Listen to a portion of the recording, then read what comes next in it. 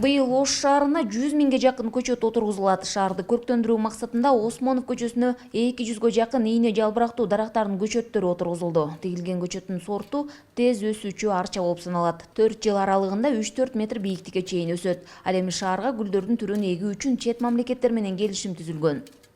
Бул гүлдүн көчөттөрүн жылдыга жаңылап турбаса, гүлдүн сапаты жагы да начарлап кетет. Ошон үчүн биз жылдыга Чехия менен Голландиянын гүл уруктарын алып келүүгө биз алар менен тез байланыш салдык.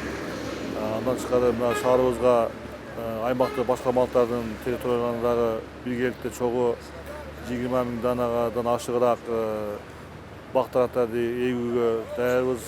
Бул биздин көчөттөрүбүз өзүбүздүн зеленхоз ишканабыздын питомнигинде өстүрүлүп, даярдалып, шаарга чыгарууга даяр.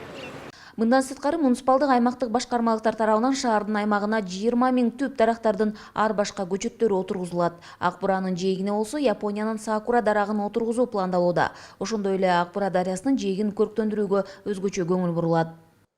Проектini бүгін даяр болып бүтті. Біз бір 2 күн, 3 күннің ішінде тендер жариялайбыз. Тендер жариялап, ұшыл ұтқан компания құдай бұйырса, жақын арада ұшыл Ақбура дарияның бойындағы ұшыл көрттөндірі, ал жерде ұшыл жүргіншілер жүре тұрған баяғы жолдар, велодорожкалар болады, жаштарыбыз, аксакалдарыбыз отура турган скамейкалар, ошогон ушул освещениялар, түнкү жарыктандыруулар болот.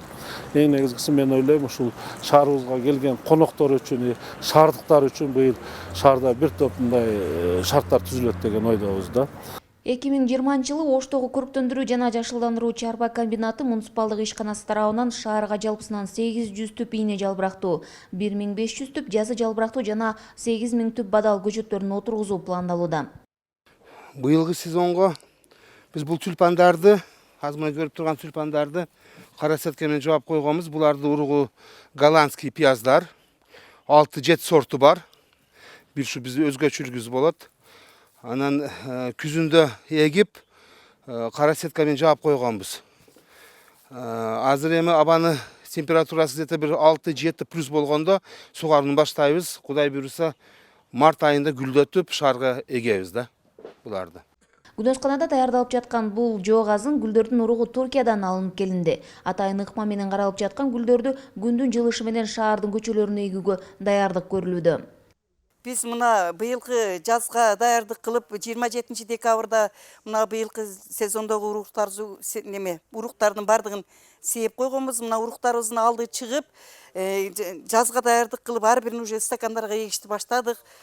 Ошто 10 миң жоо газын гүлү жана жалпысынан 2 миллионго жакын ар түрдүү гүлдөр эгиле тургандыгы айтылууда. Жылдагыдан гүлдөрдүн түрүн көбөйтүп, климатка, шартка ылайыкталып эгилүүдө.